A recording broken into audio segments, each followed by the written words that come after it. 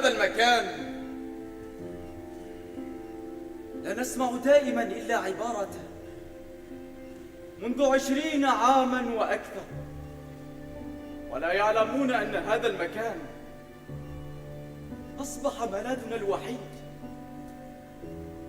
هنا خلقنا وكانت البداية، هنا البدايات الجميلة رغم كل شيء، أول صرخة للحياة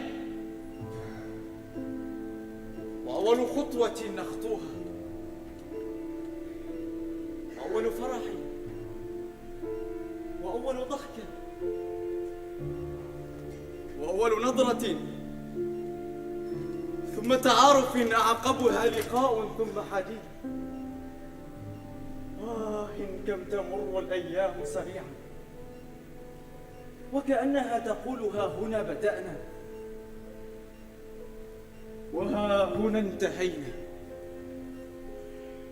وفي لحظة ينتابك شعور بأن هذا الملاذ تحول إلى مكان كئيب يخطف منا كل من نحبه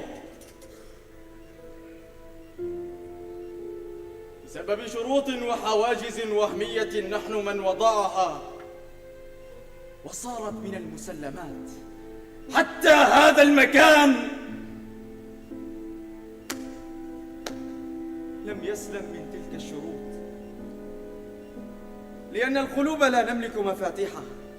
نعم، هي القلوب دائما هكذا، لا نختار ولا نفضل ولا نتخير، فقط يأتي ذلك الشعور بلا استئذان، وخلفه جيش جرار من المشاعر المتدفقة لا تعرف الرحمة، ولا يصمد أمامها أحد، خاصة نحن الرجال. مهما علا شأننا ننهار في أول معركة لنا ولا نصمد ولو قليل،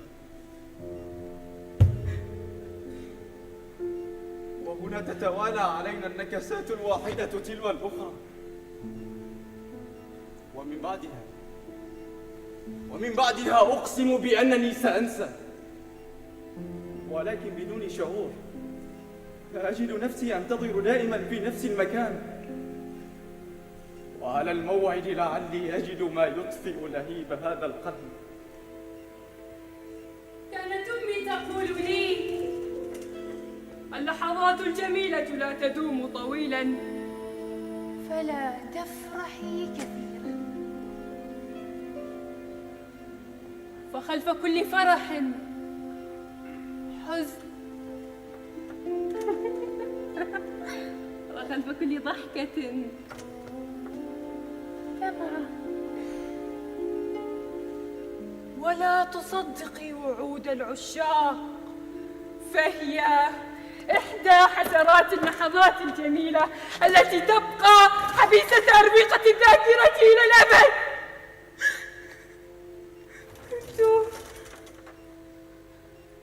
كنت أنظر إلى عينيها وهي تقول هذا الكلام. أمي، أرى الحزن العميق الذي نفهمه نحن النساء فقط. وحينها قطعت وعدا على نفسي بأن أصمد وأكون قوية، فأنا ابنة ملوك، وشيمتنا التجلد والصبر.